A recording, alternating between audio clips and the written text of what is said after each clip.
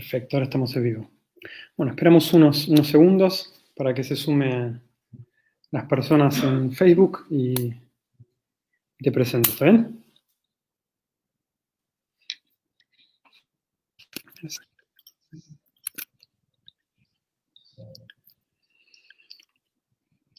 Bueno, muy buenas tardes a todos. Buenas noches para aquellos que nos miran desde Europa y para el profesor Rocco también, que se conecta con nosotros desde España. Y les damos la bienvenida al 20º encuentro de la Sociedad de Estudios Hegelianos. Este encuentro que, como todos saben, por las causas de la pandemia vamos a hacer online y que nos permite compartir a la distancia esta jornada de filosofía desde Chile y desde España. La verdad que hoy tenemos un invitado que, como decimos en Argentina, podríamos decir que es un invitado de lujo. Expone el doctor Valerio Rocco con una charla titulada La supervivencia del Hegel político hoy. Y el profesor Rocco verdaderamente tiene una trayectoria para su corta edad. Es director del Círculo de Bellas Artes de Madrid y también es profesor de Historia de Filosofía Moderna en la Universidad Autónoma de Madrid y coordinador de un máster en Filosofía de la Historia, que acá es muy propio en la trayectoria del profesor para el tema que nos va a presentar hoy. Hizo su tesis doctoral sobre la filosofía de Hegel, concretamente publicando una monografía que se titula La vieja Roma en el joven Hegel, y como mencionaba, esta actividad docente pone en primera plana tanto la reflexión sobre la historia de la filosofía, y en concreto Hegel, que es lo que nos reúne hoy, con los problemas de la reflexión de la geopolítica, de la reflexión de la situación del mundo. Me hace muy feliz poder escuchar hoy esta presentación y poder pensar junto con el profesor y junto con los que nos estén hoy escuchando en qué tiene que, aún para decirnos el filósofo de Stuttgart tanto sobre el mundo del siglo XXI en el cual nos encontramos, como también sobre esta situación tan inusitada. Así que sin más preámbulo le doy la palabra al profesor Valerio Rocco. Muchas gracias. Muchas gracias, Jacinto. Gracias a la Sociedad de Estudios Hegelianos por haberme invitado a dar esta charla. Es un placer, a pesar de que pues sea una hora ya un poco tardía para nosotros en España y vengamos de días duros, de mucho trabajo aquí en el Círculo de Bellas Artes, pero como le decía antes a algunos miembros de la sociedad, a los que agradezco profundamente la invitación, pues por Hegel hacemos esto y más. A Hegel nos debemos y es un placer estar con todos vosotros. Sobre todo, también, digamos, dado que me imagino gran parte del público y también de los miembros de la Sociedad de Estudios Hegelianos con la que tenemos vínculos desde España y desde la Universidad Autónoma de Madrid muy sólidos, que de hecho se van a fraguar pronto en la publicación del primer número de una revista hegeliana. Lo dejo ahí para crear un poco de expectación, pero es un proyecto que llevamos tiempo madurando. Y aunque estoy viendo en el chat pues, que hay personas de varios países, ¿no? de Ecuador, de México, como digo, la invitación viene fundamentalmente desde Chile y bueno, pues es para mí un placer especial hablar, aunque sea a distancia, en una sede chilena, por el momento histórico en el que se encuentra este país, después del plebiscito de la Constitución, un momento, por cierto, muy hegeliano, ¿no? Que no solo, bueno, nosotros, se podría decir, en el Círculo hemos anticipado este año en el Círculo de Bellas Artes con la publicación del volumen Hegel, Lógica y Constitución, coordinado por Félix Duque, donde justamente analizamos las características de la Constitución, tanto de la Verfassung como de la Constitución, por utilizar las dos palabras hegelianas, sino también, bueno, es un momento hegeliano porque a todos nos trae a la mente ese famoso comentario de los principios de filosofía del derecho, cuando Hegel analiza las rebeliones de España contra los franceses, ¿no? Y dice, bueno, ¿tuvieron razón o no los españoles al rebelarse contra los franceses, cuando realmente las leyes y la constitución que le daban los franceses era muchísimo mejor que la que tenían, ¿no? Más racional, más elevada? Y ahí es donde señala esa famosa frase archiconocida de que en el fondo han hecho bien porque la Constitución no es algo hecho meramente por sujetos, sino que expresa el espíritu del pueblo y el punto de desarrollo conceptual de un pueblo, ¿no? En ese sentido, claramente el pueblo chileno ha mostrado que la Constitución que estaba vigente era cosa del pasado, como diríamos hoy, era meramente real y no era wirklich, no era realmente efectiva y, por lo tanto, pues tenía que ser cambiada. Y como digo, nos sentimos muy cercanos al pueblo chileno y emocionados con este cambio que se proyecta probablemente, ¿no? También quiero agradecer a los organizadores el cartel muy bonito que han hecho de esta conferencia con una ciudad en llamas, ¿no? Una ciudad en llamas a raíz del legado o de la supervivencia del Hegel político hoy. Y realmente esta imagen de una ciudad en llamas viene muy al caso porque es el propio Hegel el que utiliza la imagen de las llamas, bueno, en varios lugares, ¿no? Al hablar del gran hombre, etcétera, etcétera, pero en un lugar que me interesa mucho destacar en la ponencia de hoy, ¿no? Porque lo que voy a intentar trazar, entre otras muchas cosas, es una especie de paralelismo entre, creo yo, una interpretación posible de Hegel hoy, que como veremos es una interpretación de un Hegel muy emancipatorio, de un Hegel que incluso podríamos llegar a definir antisistema, llegaré incluso a hablar de la paradoja de que el sistema de Hegel es un sistema antisistema, un Hegel, podríamos decir, útil para los movimientos sociales hoy. Pues yo creo que debemos mirar a Hegel con esta perspectiva, y esta perspectiva fue, de manera para nosotros también poco comprensible, la misma que Hegel tuvo hacia Kant. Hegel vio en Kant una pulsión emancipadora, lo que hoy llamaríamos las características de una ilustración radical, que muchas veces nosotros mismos no somos capaces de detectar en la obra del propio filósofo de Königsberg, ¿no? Hay toda una serie de cartas muy conocidas, de 1795, entre Hegel, Schelling y Hölderlin, donde ensalzan el carácter revolucionario del kantismo, ¿no? Por ejemplo, Schelling escribe a Hegel en enero de 1795, dice: Kant ha barrido con todo, pero ¿cómo lo iban a notar? Hay que triturarlo ante sus ojos y dárselo a palpar con sus manos, ¿no? Es decir, Kant, sobre todo el Kant de la religión en los límites de la mera razón, que había salido en 1793, con su interpretación revolucionaria, inspirada casi en Montesquieu en algunas partes, de esa expresión reino de Dios sobre la tierra, ¿no?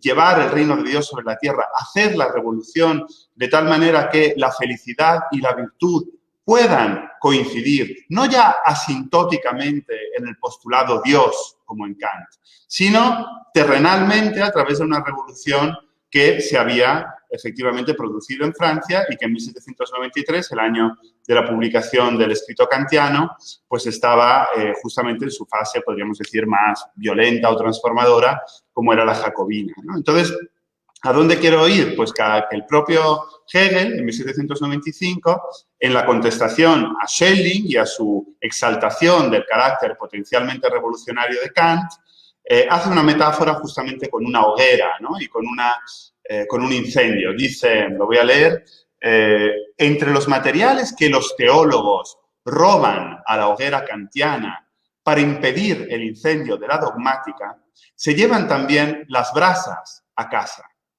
Ellos están operando la difusión general de las ideas filosóficas, ¿no? O sea, lo que dice Hegel es, los teólogos, los dogmáticos, están intentando apagar el fuego kantiano para preservar la dogmática, para preservar la metafísica, para preservar también los poderes establecidos, pero al hacerlo se llevan sin querer las brasas a sus casas y provocan un incendio imparable, ¿no? O sea, Kant es ese incendio imparable que, creo yo, después la filosofía de Hegel aviva, dando lugar, como veremos, a una serie de ideas profundamente emancipatorias que pueden tener mucha importancia hoy. Quiero adelantar que esta ponencia bueno, tiene un contenido parecido, pero realmente voy a decir cosas muy distintas, a una que di en Barcelona hace 10 días, en el Ateneo de Barcelona. Esto lo digo no tanto porque vaya a repetir cosas, alguna quizás repetiré, sino porque quien quiera ver quizás esa primera parte de lo que allí dije, pues justamente hoy el Ateneo de Barcelona acaba de colgar esa ponencia en YouTube y por lo tanto pues se puede ver y se pueden analizar algunas de las cosas que aquí simplemente atisbaré o expresaré in nuce.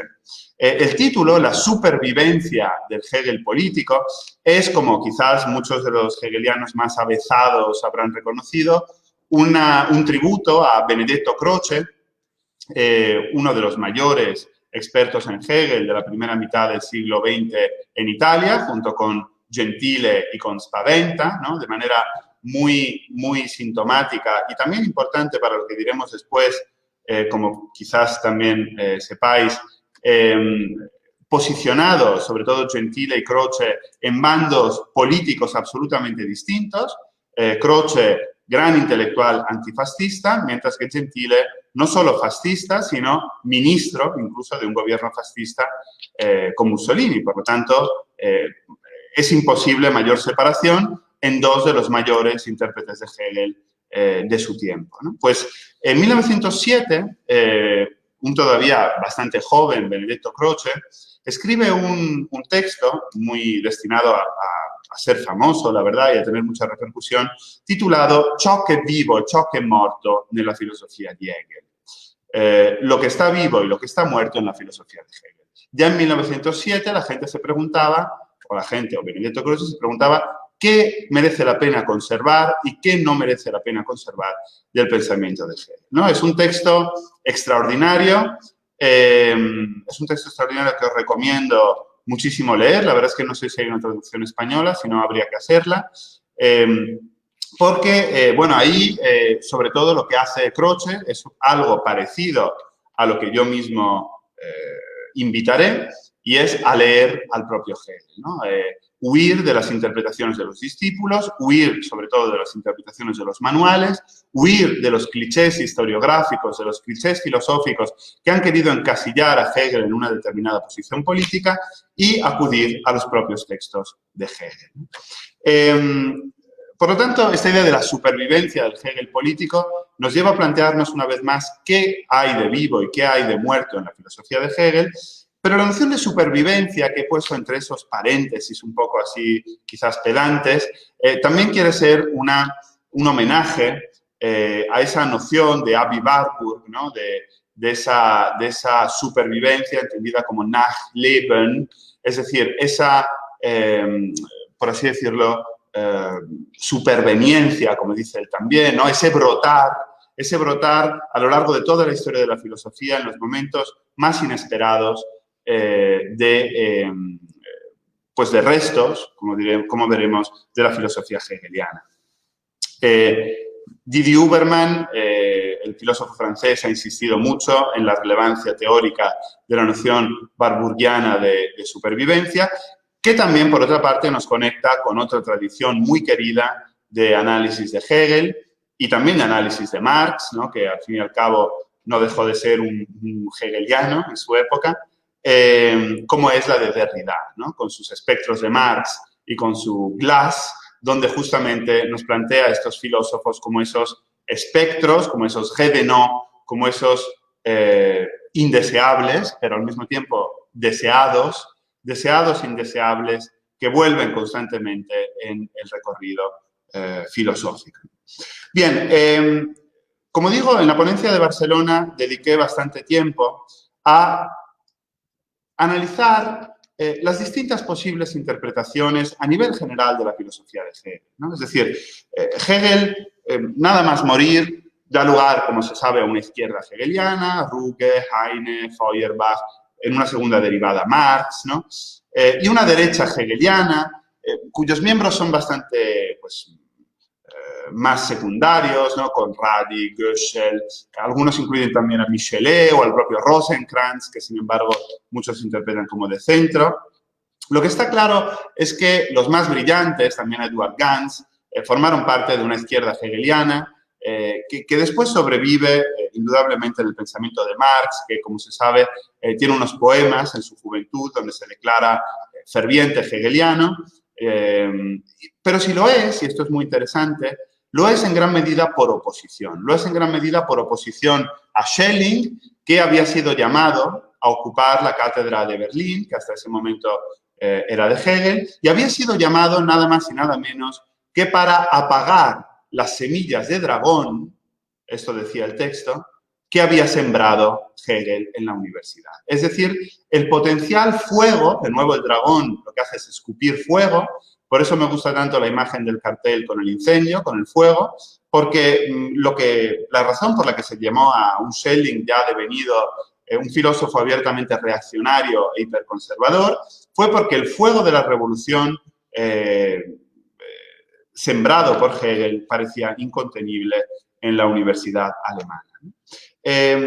Por lo tanto, bueno, pues en esa misma senda, siendo un poco esquemático, pues se inscribe el gesto, por ejemplo, de Lenin, ¿no? Que en 1915, tras el fracaso de la Primera Internacional y antes de la Revolución Rusa, pues en un momento de impasse, en un momento de crisis personal, lo que decide es ponerse a leer la ciencia de la lógica de Hegel, acude directamente a Hegel sin el filtro de Marx, sin el filtro de la interpretación marxista de Hegel, y en la ciencia de la lógica, y en sus comentarios a la ciencia de la lógica, que quedan plasmados en lo que hoy conocemos como los cuadernos filosóficos de Lenin, encuentra herramientas muy importantes para la revolución.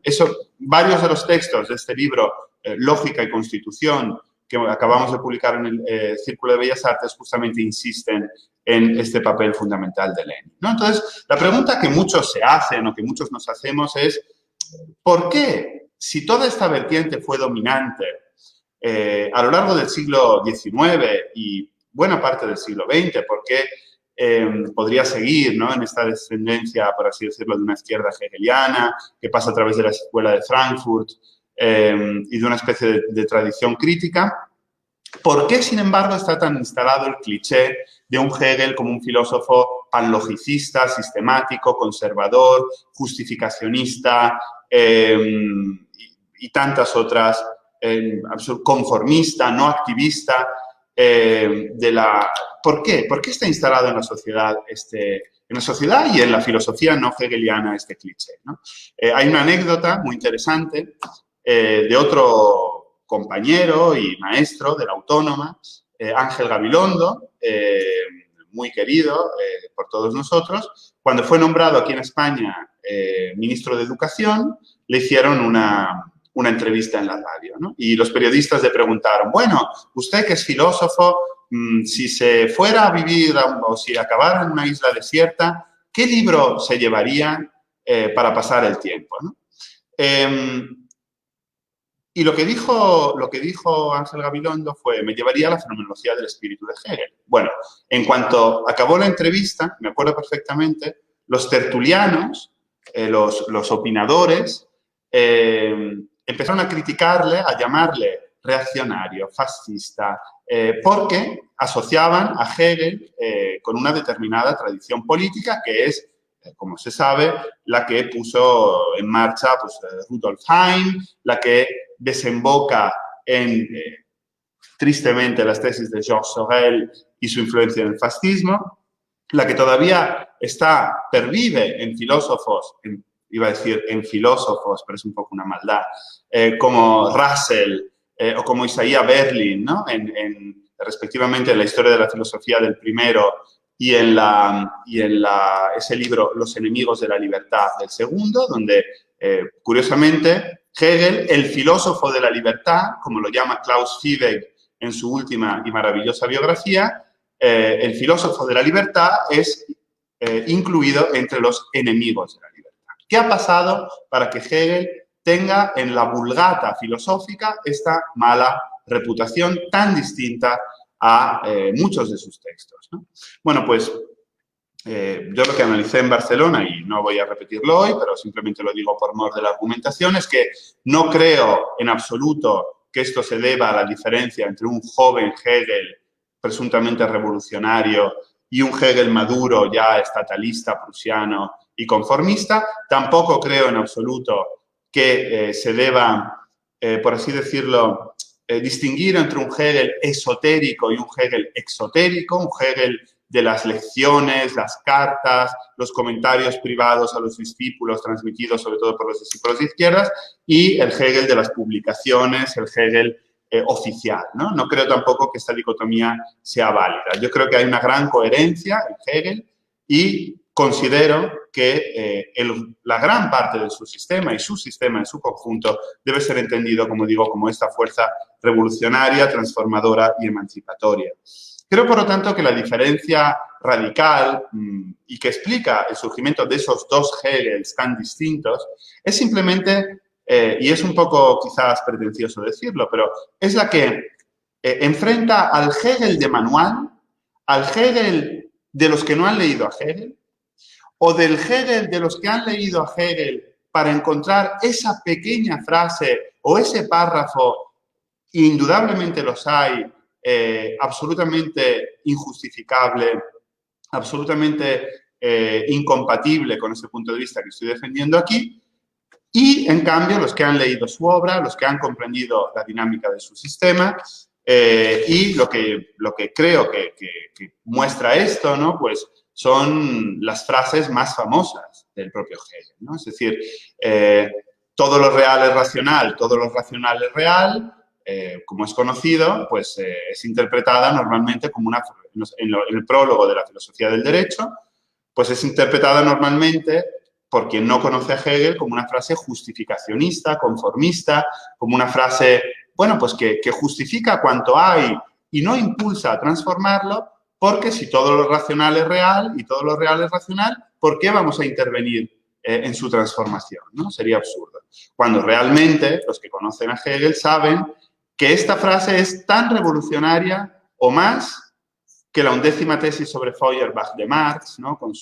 Los filósofos hasta ahora se han limitado a interpretar el mundo, ahora ha llegado el momento de cambiarlo, porque ahí lo que hace Hegel es distinguir, como decía al comienzo de esta exposición, entre lo real entendido como meramente real, como real, y lo real entendido como wirklich, como realmente efectivo, ¿no? Esa realidad que está a la altura del concepto y por lo tanto está viva y es pulsátil y, por así decirlo, cumple con las expectativas teóricas de su propio tiempo, ¿no?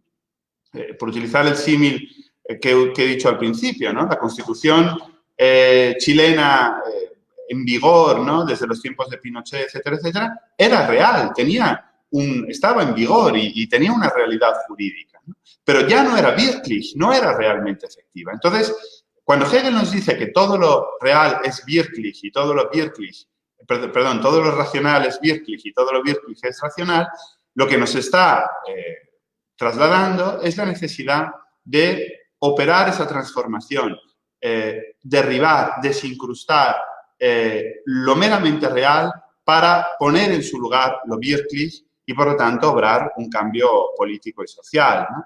O la misma dialéctica de Hegel, entendida tantas veces y tan mal como una conciliación buenista de los conflictos que siempre encuentra una reconciliación y, por lo tanto, por así decirlo, teóricamente acaba en la cabeza del filósofo con la injusticia, con el dolor, con la violencia. Eso es absolutamente contrario a la interpretación de la dialéctica de Hegel como esa búsqueda del fundamento, esa búsqueda de aquella posición, ¿no? Aquella posición sintética, si queremos llamarla así, para entendernos, que subyace a la contraposición entre lo que parecía en un primer momento separado, ¿no? Es decir, es la búsqueda de lo más profundo, es un regreso al fundamento, es, por lo tanto, también un regreso a lo que no se ve. Es, en el fondo, una forma de filosofía de la sospecha, de sospechar de las contraposiciones que se nos presentan inmediatamente a la vista para buscar detrás de ellas el fundamento que tienen en común y ponerlo de manifiesto de una manera crítica, ¿no? Por aclarar un poco esto que he dicho, que puede parecer un poco un jeroglífico, lo que a lo que me refiero es a, por ejemplo, cuando Hegel en el capítulo 6 de la Fenomenología contrapone la fe y la ilustración, ¿no? La reine Einsicht, la pura intelección de la ilustración, destructora de todo contenido e impulsora de una forma, y la fe, que en cambio busca desesperadamente un contenido, es menesterosa de contenido, pues esa lucha encarnizada entre fe e ilustración, Hegel la resuelve en la utilidad. La síntesis es la utilidad, es decir, la comprensión de que tanto la ilustración como la fe tienen, en el fondo, una lógica soteriológica, una lógica escatológica, que promete una especie de salvación o bien del individuo o bien del género humano. Pensemos en el progreso kantiano, pensemos en las maravillosas interpretaciones de Karl Löwit sobre el fondo abiertamente cristiano, ¿no? del progresismo ilustrado, de cierto progresismo ilustrado. Pues bien, Hegel comprende que estos dos presuntos adversarios, en el fondo, son mucho más parecidos de lo que nos podía parecer en un primer momento. Por lo tanto, la dialéctica es subversiva en la medida en que nos permite mostrar cómo a veces las oposiciones a través de las cuales comprendemos nuestra vida son falsas oposiciones y hay que acudir al fundamento, ¿no? En ese sentido, en alguno de los textos que he publicado recientemente, por ejemplo, en un libro que acaba de salir en la editorial Dickinson, que se llama Éxodos y Geopolítica, que he coordinado yo y donde intervienen, pues, la verdad, filósofos de bastante nivel. En mi texto reflexiono, desde este punto de vista hegeliano, sobre los discursos teóricamente antitéticos sobre las migraciones, ¿no? Tanto en Europa, desgraciadamente con la mal llamada crisis migratoria en el Mediterráneo y tras la guerra de Siria, como lo que ha ocurrido y sigue ocurriendo en Centroamérica con pues el éxodo, ¿no?, hacia Estados Unidos y todas estas lógicas de los muros visibles e invisibles fuera y dentro del territorio estadounidense.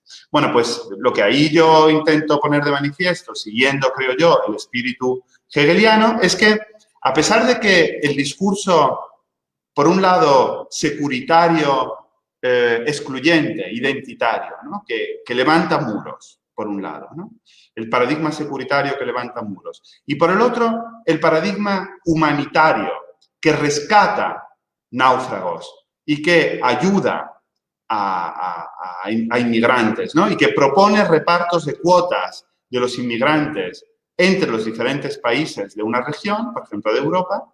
Pues bien, estos dos discursos, aparentemente antitéticos y entre los que no hay que ser en absoluto indiferente. Por eso Hegel critica, por así decirlo, el punto de indiferencia schellingiano y por eso rompe con Schelling, porque denunciar la falsa contraposición no implica indiferencia. Nosotros podemos sentir y sentimos simpatía hacia el paradigma humanitario, pero también podemos denunciar que comparte con el paradigma securitario una perspectiva meramente administrativo-burocrática de las migraciones. Convierte la migración en una crisis, en un problema técnico que hay que resolver de manera burocrática, inmediata, cortoplacista, y no como un problema geopolítico, como un problema de enorme magnitud geopolítico, y no solo como un problema ético, como un problema de justicia global, ¿no? Y ahora volveré un poco sobre el tema de la justicia global, en el que creo que Hegel nos puede ser de gran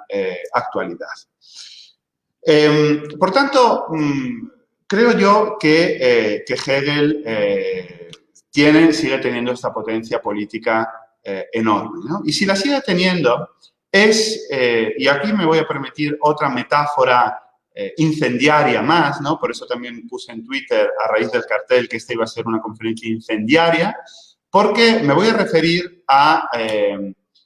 antes veía que alguien en el chat decía, el fuego en Hegel representa simbólicamente la dialéctica del espíritu absoluto mismo, ¿no? Bueno, lo dice Stefano esto, ¿no? Esto está muy bien traído y es un poco lo que quiero sacar a la luz hoy, ¿no? Fijaos cómo el concepto de espíritu de Hegel es un concepto de impronta y de raíz aunque a veces se nos olvide, evidentemente religioso y teológico, ¿no? Hegel, como sabemos, para referirse a aquello que tilda de espíritu a partir de 1801, pues en las épocas de Frankfurt y de Berna lo había denominado como vida y como amor, respectivamente, ¿no? Pero es más o menos el mismo concepto. Y para pensar estos tres términos, y sobre todo el término de espíritu, y la razón fundamental por la que yo creo que se decanta finalmente por el concepto de espíritu, es por la interpretación sumamente subversiva que hace del Espíritu Santo, que hace de esa fiesta hegeliana por excelencia, que es la fiesta de Pentecostés, ¿no? Como sabemos, en la filosofía de la religión de Hegel, pero también en la propia fenomenología del espíritu, en el capítulo 7, Hegel, sin duda, da importancia al momento del nacimiento de Cristo, y bueno, yo también he escrito mucho sobre eso, es bien interesante, da mucha importancia, evidentemente, al momento de la muerte de Cristo, y, por supuesto, al momento de la resurrección, pero para él el momento culmen es Pentecostés, el momento en el que el Espíritu baja, se hace comunidad, se manifiesta en forma de lenguas de fuego que salen de la boca de los discípulos, dándoles el don de lenguas, y por lo tanto ese carácter ecuménico, ese carácter global, ese carácter ya no anclado a un territorio, a un lugar, a un nacimiento, a una filiación de sangre, y esas lenguas de fuego que conectan a sus discípulos son el Espíritu mismo, son el entre, son la relación que existe entre los miembros de una comunidad, ¿no? Y como comenta Hegel en varios lugares, hacen verdad, vuelven verdad, la frase de Cristo en Juan 14:6, cuando dice, cuando dos o más de vosotros estéis reunidos en mi nombre, yo estaré entre vosotros. En el sentido de que Dios, después de la muerte de Cristo, no es otra cosa sino el entre vosotros, no es otra cosa sino la relación, el ir y venir, el amor, el bello vínculo, por decirlo con Goethe o con Platón. Tantas metáforas que Hegel utiliza e indudablemente también la metáfora del fuego, que realmente pues es muy, muy importante, ¿no? Bien, a esto me refiero, ¿no? Al igual que la frase abiertamente teológica de Kant, reino de Dios, expresión, no frase, reino de Dios, fue revolucionaria e incendiaria para Schelling, Hegel y Hölderlin en los tiempos de Tubinga y de Frankfurt, y de Berna entre medias para Hegel. Del mismo modo, la noción de espíritu puede seguir siendo, creo yo, esa noción que exprese unos vínculos comunitarios fuertes y auténticamente revolucionarios, ¿no? Recordemos que varios discípulos de Hegel, fundamentalmente Heine y Ruge, cuando contaban, los dos en esto coinciden, cuentan el momento en el que Hegel, en sus clases, como sabéis, las clases de Hegel eran Vorlesungen, como pasa todavía mucho en Alemania, o sea, eran lecciones en voz alta, perdón, lecturas en voz alta de los propios escritos de Hegel, ¿no? Entonces Hegel iba leyendo sus obras, como sabéis solo publicó 4 en su vida, o sus apuntes, en el caso de aquellas que no eran publicadas, y iba comentando esos apuntes en voz alta. Bien, pues cuando llegaba al pasaje de la fenomenología del espíritu o de la filosofía de la religión, donde se expresa que tras la muerte de Cristo Dios vive en la comunidad y es la comunidad viviente, parece que Hegel comentaba, y cuando se dan cuenta, reunidos en la iglesia, de que ya no hay un Dios externo al que cantar, todos sabemos que Hegel expresa la muerte de Dios mucho antes que Nietzsche, ¿no? Ya no hay un Dios exterior al que cantar, sino que su propio canto es Dios, decía Hegel. Entonces ese canto ya no tiene por qué ser un salmo, sino que puede ser la marsellesa. Es decir, Hegel en clase hablaba abiertamente de las consecuencias políticas de esta noción, ¿no? Y creo que esto es algo que debemos recuperar hoy en día. ¿En qué sentido? Bueno, se ha hablado mucho, se han trazado muchos paralelismos muy difíciles, creo yo, de hacer entre, pues, por ejemplo, la noción hegeliana de eticidad, ¿no?, de Sittlichkeit, y nociones centrales de la época contemporánea, como puede ser, por ejemplo, la de solidaridad, ¿no? Quien ha hecho, creo yo, las mayores aportaciones en este sentido es Andrew Buchwalter, magnífico hegeliano americano, que ha coordinado varios libros a los que me refiero brevemente, pero que son realmente importantes. Ha coordinado un libro llamado Hegel and Capitalism, otro llamado Hegel and Global Justice, Hegel y la justicia global. Y bueno, lo que plantea Buchwalter es que quizás hoy en día haya que traducir la noción de Sittlichkeit con la palabra solidaridad. Yo creo que no es tanto un problema traductológico, ¿no?, sino que es un problema conceptual. Un poco respondiendo también a la introducción que hacía Jacinto en su presentación, ¿no? En el momento en el que nos encontramos, el tremendo fracaso, dado que estamos ahora en un círculo muy metidos en este tema del fracaso, ¿no?, por un proyecto europeo que tenemos, el fracaso que tenemos actualmente frente a la pandemia no es solo un fracaso epidemiológico o un fracaso sanitario, es un fracaso, en primer lugar, social, ¿no? Es un fracaso, creo yo, ¿de qué? Pues de las instancias mediadoras, en primer lugar, entre niveles políticos, es decir, entre, podríamos decir, la institución política y el ciudadano, y por otra parte, entre los ciudadanos, a su vez, entre sí.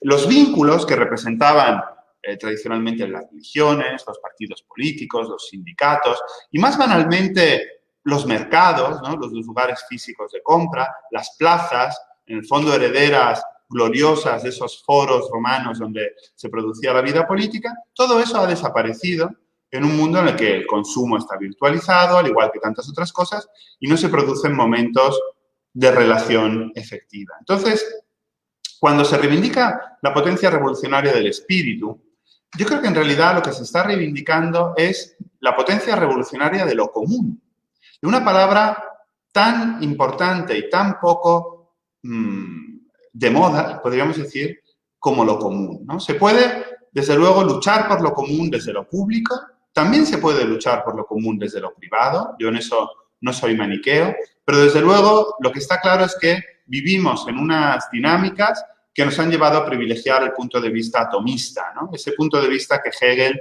llama en las lecciones de filosofía de la historia la miserable vida de los gusanos, dedicados a roer y corroer el ambiente común, ¿no?, en vez de construirlo, ¿no? En vez de construir esos vínculos comunes, se dedica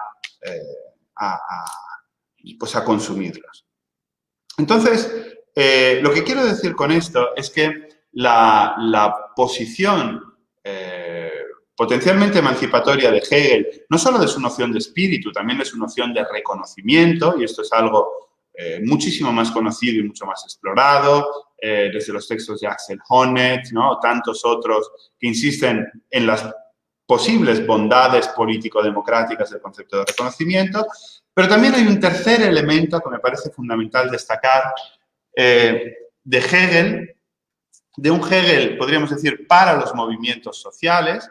Hay un libro extraordinario de Andy Blunden, escrito Blunden, que se llama Hegel for Social Movements, que es un libro muy distinto del que uno se esperaría. Uno espera abrirlo y encontrarse Hegel para el ecologismo, Hegel para el feminismo, Hegel, no sé, para el pacifismo, Hegel para el no sé qué. Pues no, es un análisis extraordinario de la ciencia de la lógica y de cómo los distintos conceptos, bueno, las distintas, podríamos decir, categorías lógicas que se van desgranando ahí, tienen un rendimiento teórico extraordinario hoy en día para diferentes movimientos sociales, ¿no? Me quiero detener solo, por ejemplo, en un elemento que es fundamental. Siempre se ha acusado, y esto ya, fijaos, lo denunciaba Croce en 1907, se ha acusado a Hegel de panlogista, ¿no? De tener un sistema cerrado, un sistema autorreferencial, un sistema coherentista circular, absolutamente desapegado de la realidad. Esto es completamente falso. El sistema de Hegel no solo no está cerrado, sino que está abierto, podríamos decir, por el lado más doloroso, más débil, como es el lado de la naturaleza, ¿no? En los 3 silogismos finales, con los que Hegel cierra la enciclopedia de las ciencias filosóficas en compendio, como sabéis, el último silogismo especulativo queda abierto, queda desfondado por el lado de la naturaleza, ¿no? ¿Y qué nos quiere decir con esto Hegel? Pues que el feliz fracaso de la filosofía es la de cobrar conciencia de que no es posible domeñar, aprehender completamente la multiplicidad proteica de lo natural a través de la rigidez del concepto. O sea, el concepto nunca podrá dar cuenta sin restos de la vida. Y esto es Hegel. Y este es el Hegel, por ejemplo, que lleva toda la vida defendiendo Félix Duque, que acaba de publicar un libro extraordinario en inglés en SUNY, en Nueva York, llamado Hegel's Remnants, ¿no? Los restos de Hegel. La filosofía de Hegel es una filosofía del resto. Es una filosofía que, en contra de lo que se piensa, combate toda presunción, toda ambición racional, hiperracional, de dominación y cancelación de lo natural. A este respecto, creo que, por ejemplo, que el concepto hegeliano de naturaleza es muy útil para el ecologismo hoy. A quien le interese este tema, tengo un blog, una entrada de blog en el blog del Círculo de Bellas Artes. Se encuentra fácilmente en Google si se pone pensar la naturaleza de Hegel en tiempos de pandemia, se llama así, pensar la naturaleza de Hegel en tiempos de pandemia, y ahí reflexiono sobre la frase hegeliana aparentemente tan radical, ¿no? De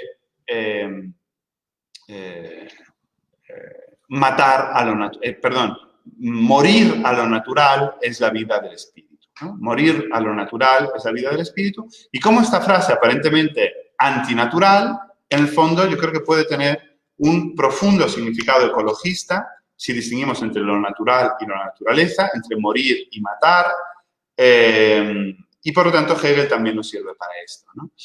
Hegel ya lleva muchos años sirviendo para filosofías feministas de altísimos vuelos, desde Bell Hooks, Shannon Massett, Luciana Cadalla, que ahora mismo está ahí en Chile. Tenéis muchísima suerte de tener a Luciana en Chile, porque es una de las grandes pensadoras de nuestro tiempo.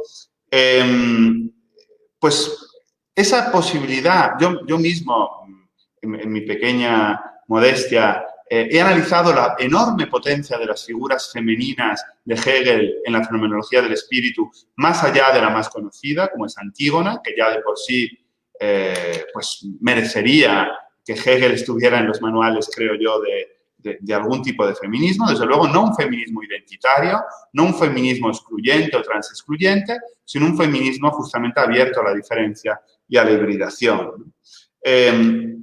Un Hegel indudablemente anticapitalista, no por ello comunista, ¿no? Veo ahí una pregunta de Mario. Indudablemente a Hegel no le gustaría el estatalismo comunista, porque en contra de lo que se dice, Hegel nunca fue un estatalista. Hegel, al tildar al estado de sustancia ética, lo que hace es ponerlo en su sitio, que es de mera base sustentadora de lo realmente importante, que son las producciones del espíritu absoluto, arte, religión, filosofía, nada más y nada menos, ¿no? Entonces, evidentemente, el comunismo estalinista no le gustaría a Hegel, pero sí le gustaría una lucha, creo yo, socialista y anticapitalista. Y aquí podría leer, los tenía preparados aquí, textos del joven Hegel, de 1798, por ejemplo, ese maravilloso texto llamado Que los magistrados sean elegidos por el pueblo, ¿no? Donde se ensalza la necesidad de revolución del pueblo, pero incluso, es decir, esto se está volviendo mainstream, y no lo digo solo yo, en este libro que acaba de salir en la editorial Herder, voy a ver si lo veis porque esto está al revés, llamado Hegel hoy, editado por un compatriota vuestro, Ricardo Espinoza, y también por Alberto Toscano y José Eduardo Fernández. Hay muchos capítulos que insisten en un Hegel revolucionario, pero es que entre ellos está el de Klaus Fiebig. Yo hice estancias doctorales en Alemania y os aseguro que no es en absoluto, es una persona pues, progresista, pero no es en absoluto sospechoso de nada, porque, entre otras cosas, vio en sus propias carnes los horrores de la DDR, ¿no? y de la Alemania, por así decirlo, comunista. Pues en este texto, Fiebig analiza el derecho, lo que él llama perdón, que lo tengo yo, lo tengo aquí, el derecho de emergencia a la insurrección que Hegel establece en casos de flagrante diferencia de recursos económicos. O sea, si un pueblo, una clase, sufre una desigualdad económica, Hegel, en los principios de filosofía del derecho, establece mecanismos de insumisión, de desobediencia y de revolución. Esto lo ha analizado de manera brillante también últimamente Nuria Sánchez Madrid, en España. Y por lo tanto, bueno, pues sin querer, un poco para ir acabando, ir al debate, que yo creo que es lo más importante, quiero insistir un poco en lo que he dicho al principio, ¿no? Creo, o sea, mi argumentación puede ser criticable, yo me doy cuenta de que es un punto de vista, pues bueno, muy fuerte sobre la posición o el rendimiento político de Hegel.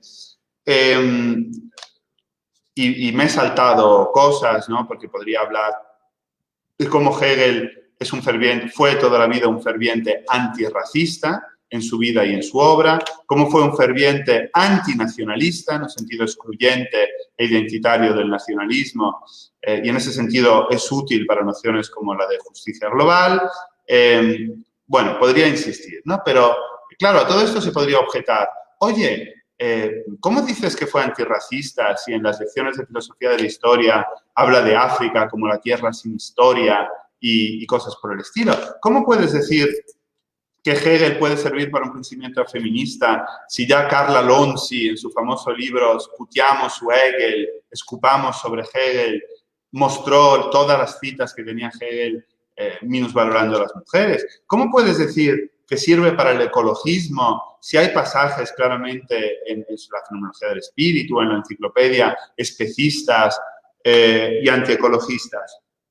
Y también, ciertamente, estatalistas y conservadores, sobre todo en la filosofía del derecho, una obra que nunca hay que olvidarlo, salió en un momento en el que la censura acababa de volver a ser puesta en Alemania y que se libró, por razones anecdóticas, que no viene al caso contar aquí, pero que si queréis podemos contar, se libró de la censura, como decimos en España, por el canto de un duro, por muy poquito, ¿no? O sea que muchas veces el Hegel conservador es simplemente un Hegel prudente, un Hegel que no quiere arriesgarse a caer bajo la censura, ¿no? Por lo tanto, esta es la propuesta que os traigo, como veis, bastante incendiaria, no solo porque ha salido el fuego bastantes veces, sino porque al final la conclusión que os propongo es esa, ¿no? Que el Hegel de los textos, no el Hegel de los manuales, no el Hegel de los clichés, el Hegel de los textos, su sistema es un sistema potencialmente antisistema, si entendemos antisistema como útil para luchar contra las injusticias, contra los discursos hegemónicos y contra las contradicciones que impiden avanzar hacia una sociedad igualitaria, libre y justa, no solo en cada país, sino a nivel internacional y mundial. Esta es un poco mi propuesta, os agradezco mucho la atención y ahora pues tenemos un ratito para el debate. Bueno, muchísimas gracias. Le agradezco mucho, profesor Rocco, por esta reflexión sobre y la visión de la historia y lo que nos permite también la filosofía de Hegel. Y entonces abrimos ahora un espacio para preguntas. Las preguntas van a ir llegando de a poco porque hay unos segundos de delay en la transmisión, pero Yo tendría una pregunta para empezar y para dar ese tiempo a que aparezcan los comentarios de los oyentes por Facebook. Es que me pareció muy interesante este problema que planteaba el libro de Croce entre lo vivo y lo muerto de la filosofía de Hegel, en el sentido de que de cómo nuestra aproximación a un texto histórico de la filosofía y a un texto con las pretensiones especulativas que tiene la filosofía de Hegel. Y yo conozco hay un pasaje del libro de Kroner, Von Kant bis Hegel, que me parece muy interesante y me gustaría conocer su opinión. Y lo que Kroner dice es, recordando la filosofía neokantiana, ir más allá de la filosofía de Kant, Kroner toma la consecuencia contraria y dice, bueno, ir más allá de Kant, lo que se propuso la filosofía en la cual él se había formado, resulta ser no otra cosa que ir a Hegel. E ir más allá de Hegel es algo que no se puede hacer, porque la filosofía de Hegel aparece como un momento de clausura, y Hegel mismo da ciertas pistas de que esto puede ser así en la medida que él llega para transformar la filosofía ya no en amor al saber, sino en ciencia misma. Y pareciera ser que lo que usted propone es una visión que podríamos llamar neo-hegeliana, en el sentido de que tiene que encontrar alguna apertura en el sistema de Hegel frente a un planteo que diga, no, en realidad Hegel es un punto de llegada. Y bueno, Croce, al hablar de lo vivo y lo muerto en la filosofía de Hegel, creo que también se presenta el mismo problema, porque efectivamente para permitir seguir pensándonos, para poder abrir el abanico, y me gustaría saber cómo considera usted este problema, inclusive metodológico, de abordar la filosofía, de una filosofía, de renovarla, de transformarla en algo nuevo. Sé que algunas pautas usted dio, pero me gustaría... Claro, muchas gracias. Me he perdido algunas mínimas palabras porque la conexión fallaba, pero he entendido perfectamente el sentido de tu pregunta. Fíjate, yo creo que el propio Hegel fue el primero que intentó toda su vida ir más allá de Hegel. Si entendemos ir más allá de Hegel como pues ir más allá de lo escrito, de lo consolidado en los textos, ¿no? No olvidemos que Hegel reescribe varias veces la ciencia de la lógica, ¿no? La que él mismo considera en una frase particularmente poco afortunada, como sabéis, los pensamientos de Dios antes de la creación del mundo, ¿no? Pero para dar una idea un poco del carácter teóricamente abstracto de la lógica hegeliana, y sin embargo Hegel siente la necesidad de reescribirla cuando nos hace ver, cuando por ejemplo hay nuevos descubrimientos científicos, cuando hay nuevos acontecimientos políticos. Hegel, a pesar de haber dado en su enciclopedia un sistema completo de explicación de la realidad, de la humanidad, de la política, de la religión, sin embargo, no deja literalmente hasta el último día de su vida de escribir textos en diálogo o que beben de las novedades políticas de su tiempo. Pensemos en su última obra, el famoso Reform Bill, ¿no? El famoso escrito sobre el escrito de reforma inglés.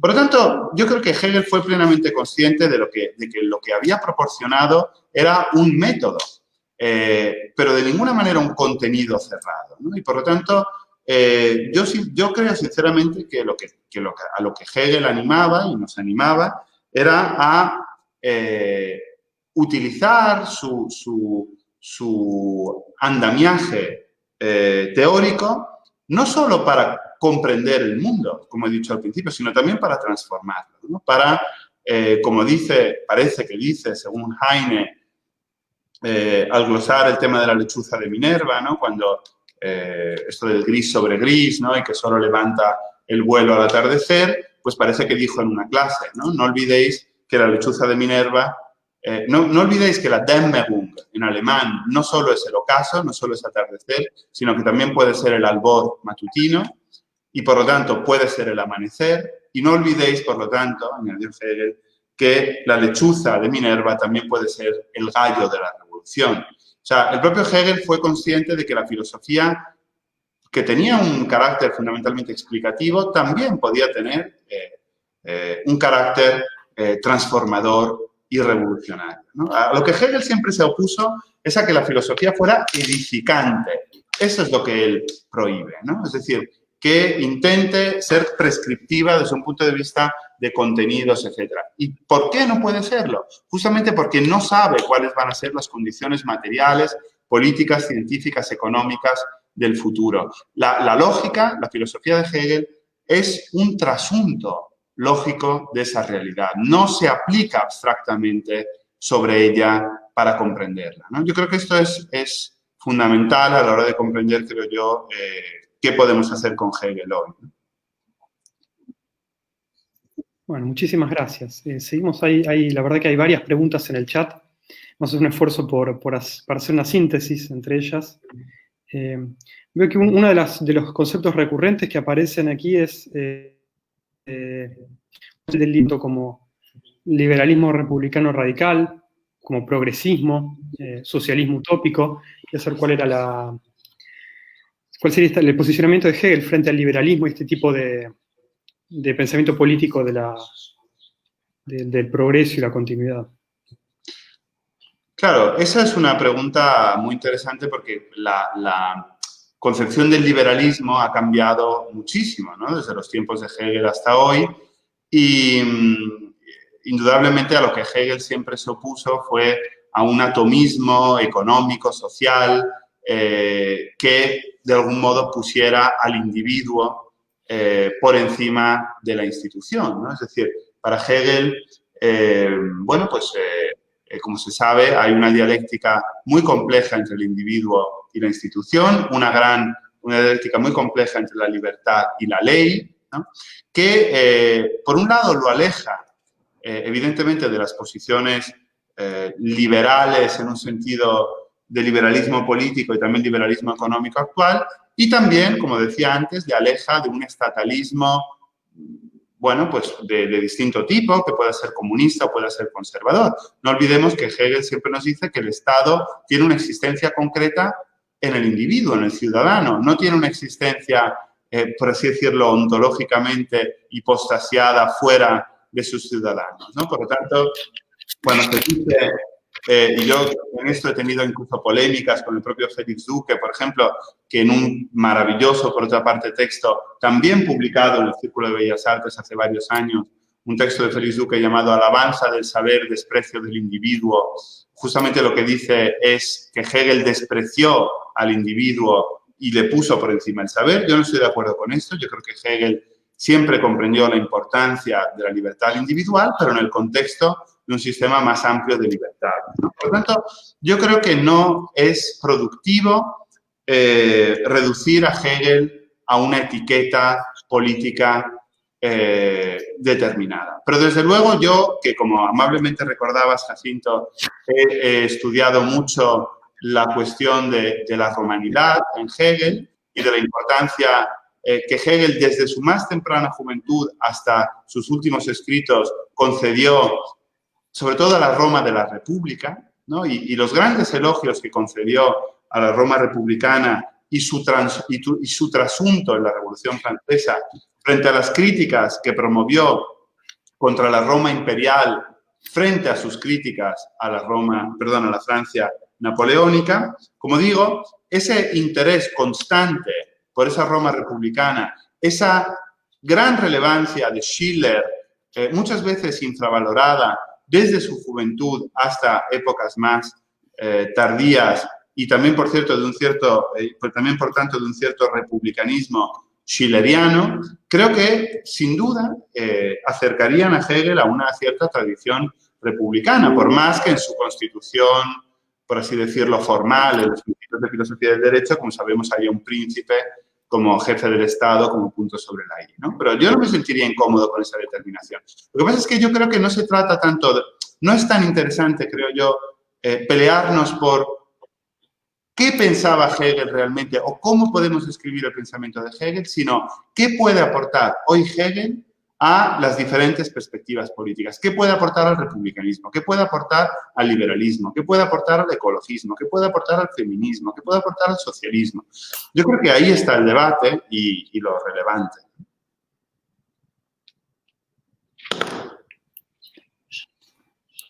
Bueno, aquí creo que hay una pregunta que viene como anillo al dedo este problema que estás planteando de cómo abordar la obra de Hegel hoy, que es que la realiza Cristóbal Cárdenas Espinosa, Dice, ¿cuándo una constitución deja de representar al espíritu en movimiento y cómo reconocerlo? Es un poco lo que estabas planteando aquí teóricamente, pero él va a lo concreto. Bueno, pues esto es bastante claro, ¿no? Es decir, Hegel habla de otro concepto, que es un concepto que nos puede resultar metafísico, ¿no? Que es el concepto de espíritu del pueblo, no menos metafísico que el concepto de voluntad general en Rousseau, tantos otros conceptos. Hegel lo que nos plantea, ¿no? en varios de los textos es, nos habla de la indignación, nos habla de, esto, fijaos, desde el jovencísimo Hegel. Yo creo que es muy importante ir al joven Hegel, porque ahí se entienden cuáles son los resortes de su pensamiento, ¿no? Desde la primera obra que publica, que como se sabe es de forma anónima, esas cartas confidenciales del país de Vaud, ¿no? Donde critica de manera despiadada en unos comentarios que hace este texto de Cart, ¿no? La sociedad oligárquica bernesa, hasta ese texto que los magistrados sean elegidos por el pueblo, hasta otro llamado Jetzt braucht die Menge, ¿no? Ahora la multitud necesita no sé qué, hasta varios de los escritos de Jena, ¿no? La Constitución alemana. Es decir, hay un momento en el que eso se hace autoevidente. Autoevidente porque a veces genera la indignación y la rabia y el deseo de transformación. Voy a leer un pasaje, ¿no? De este texto de 1798 para concretar un poco, ¿no? Dice Hegel, si es que urge un cambio, algo tiene que cambiar. Afirmación tan seca se impone porque el miedo que se siente constreñido se diferencia del ánimo que se quiere, por cuanto que los hombres, impulsados por ese miedo, por más que sientan y admitan la necesidad de un cambio, demuestran, en el momento en el que ocurre la debilidad, querer conservar todo lo que poseen. Es decir, ahora sí, ¿no? Pero lo que dice Hegel aquí es, todos en el fondo sienten que, por ejemplo, una determinada constitución, pensemos en la constitución chilena, he empezado con eso, yo creo que todo el mundo, vamos, no quiero, una grandísima mayoría de los chilenos siente que esa constitución ya no está a la altura de este tiempo. Lo que pasa es que muchos sienten miedo. ¿Miedo a qué? Pues a lo que dice Hegel. Miedo por querer conservar todo lo que poseen. Al final es un problema económico, social, es un problema de clases. Continúa Hegel. Un pueblo, el pueblo alemán, pero podríamos decir el pueblo español, el pueblo chileno, etcétera, etcétera, no debe ofrecer el triste espectáculo de una debilidad de esta clase. Tras haberse convencido de que es preciso el cambio, hay que hacer a un lado, hay que dejar a un lado el temor de continuar con un examen detallado. Al encontrar injusticias, aquellos que las sufren deben exigir su eliminación y quien tiene una posesión injusta la debe sacrificar voluntariamente. Este es Hegel en 1798. Este es Hegel, con 28 años, no con 15 o 16 como los escritos de Stuttgart, también incendiarios, ¿no? Entonces, yo creo que simplemente se hace de algún modo manifiesto al espíritu del pueblo y eso se manifiesta en forma de indignación, de rebeliones, etc.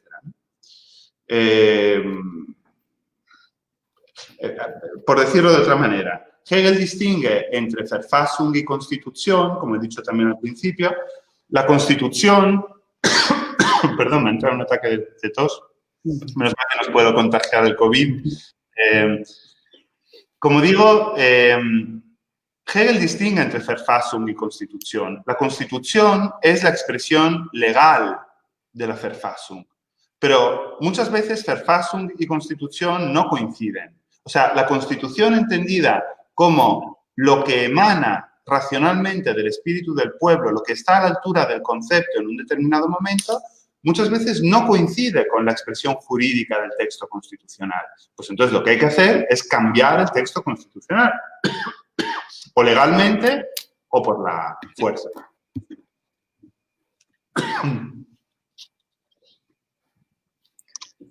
Bueno. ¿Hay lugar para una pregunta más, Valerio? ¿Estamos bien? Estoy bien, sí, sí. De momento estoy bien.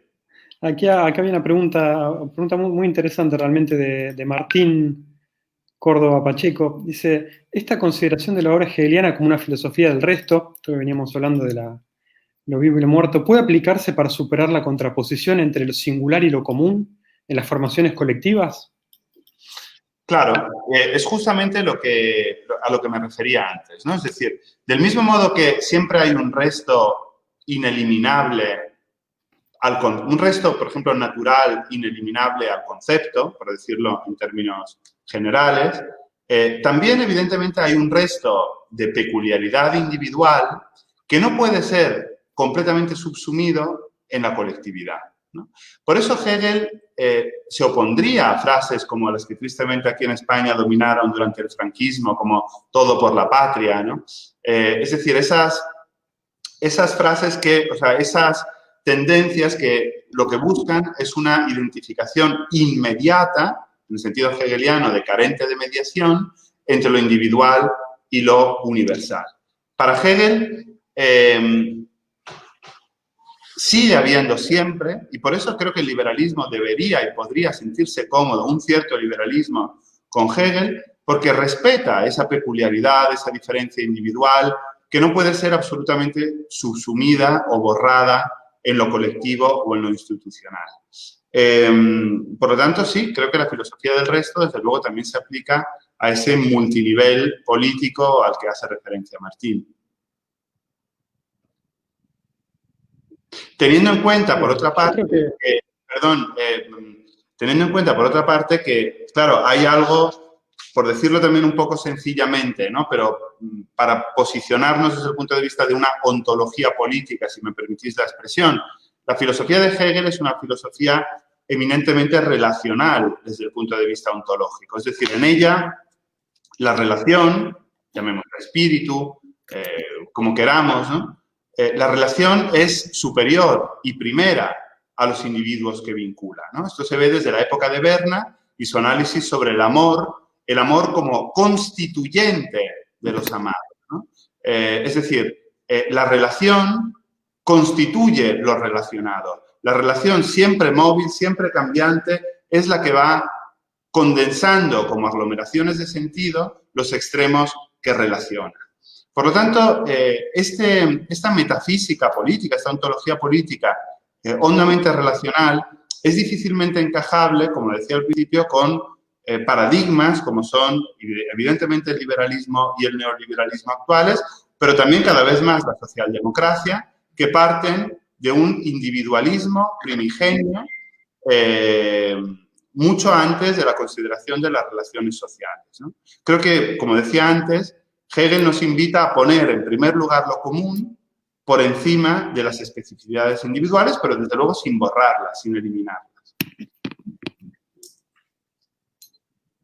Bueno, creo que si bien no has respondido todas las preguntas, yo no las he formulado todas, pero creo que han sido una muy buena síntesis y han englobado muy bien esta presentación que has realizado. Excelente meditación sobre el pensamiento de Hegel, tanto en como las posibilidades que nos depara la filosofía de Hegel para el pensamiento político actual, y te estoy realmente muy agradecido por tu presentación de hoy, y estoy seguro que las personas que han participado con nosotros aquí en el chat también lo están.